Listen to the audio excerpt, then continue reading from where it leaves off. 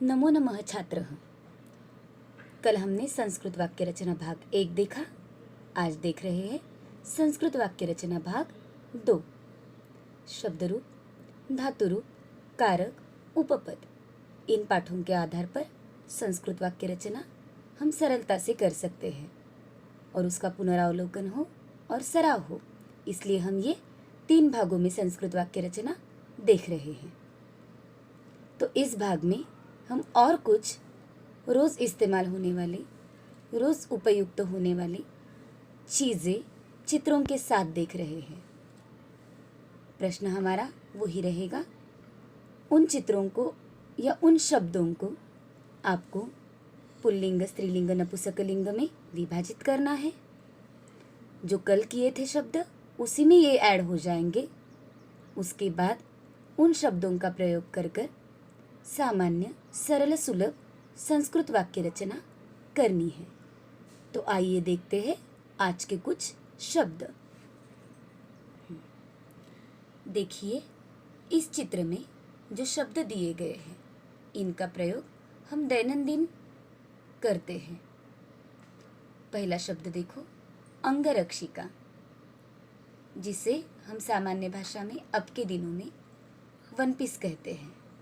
उपवस्त्रम, गात्रमार्जनी, अंगिका, आंचलः, ऊर्णम या ऊर्णा, रांकवम या और्णम, उत्तरीयम या प्रच्छदपटः, कटिवस्त्रम या अंतर्वस्त्रम, बृहतिका, कटिसूत्रम या परिकरः, कंबलः या रल्लकः, अपटी या कांडपटः, वस्त्रम या चिरम या वसनम, युतकम या निचोलम, कोटः या प्रवारकः, निचोलः या कंचुकः, अंगरक्षिका, चरणपादुका या कोशी, तूलतल्पम या गर्दः,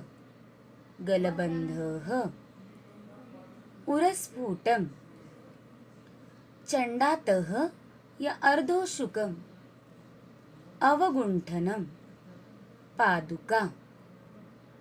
ये आज के कुछ शब्द, इन्हें हमें लिंग के आधार पर विभाजित करना है और इनकी वाक्य रचना। तो पहला शब्द देखो, अंगरक्षिका। इसका संस्कृत वाक्य, मम जन्मदिवस्य अंगरक्षिका मह्यम अतीव रोचते। इसी तरह से सारे शब्दों का प्रयोग कर कर आपको संस्कृत वाक्य रचना करनी है। अब देखते हैं आगे कुछ शब्द। देखिए आगे के शब्द, शिरोधानी या उपधानम, उल्लोचः या पचवासः, शिरस्त्राणम या टोपिका, जीनः, उरच्छदः, उपवीतम, चोलः या कंचुकः, चिरी, आच्छादकम, उपानहः, प्रच्छदः, चतुर्भंगी। अब देखते हैं इसमें जो प्रथम शब्द आया है शिरोधानी, इसका संस्कृत वाक्य। शिरोधानी के कारण हमारा गद्दा या हमारा बेड शोभित होता है, ये वाक्य हमें करना है। तो वाक्य रचना होगी, शिरोधान्याः कारणात् अस्माकं तूलतल्पं शोभते। ये हो गया सरल संस्कृत वाक्य। सारे शब्दों का प्रयोग कर कर आपको संस्कृत वाक्य रचना करनी है और भूलना नहीं है, इन सारे शब्दों का विभाजन लिंग के आधार पर करना है।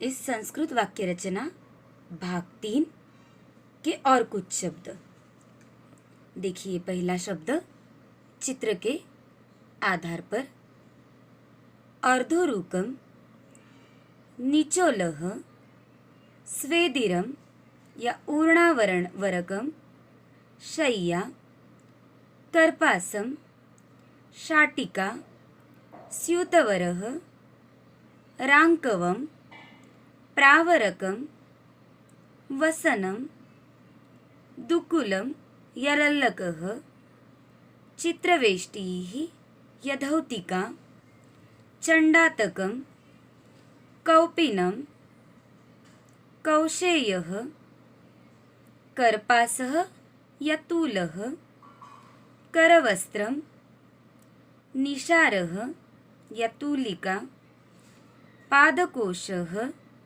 यपादत्राणं शिरस्कं यशिरस्त्राणं गलविष्टनं मशकहरी निचोलः कंचुकः या कंचुलिका।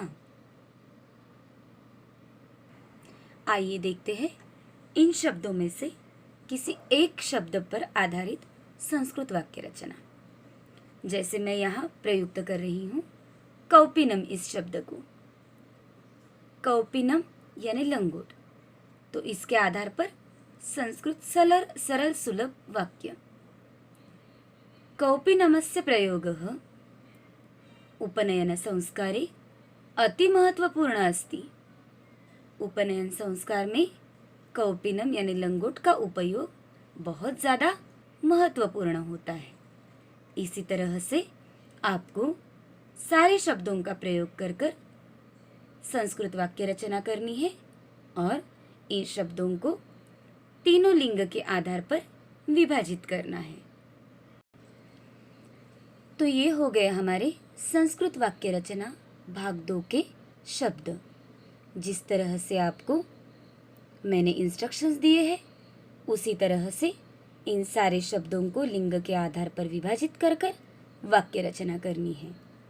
अब कल देखेंगे हम इसी संस्कृत वाक्य रचना का भाग 3। धन्यवाद।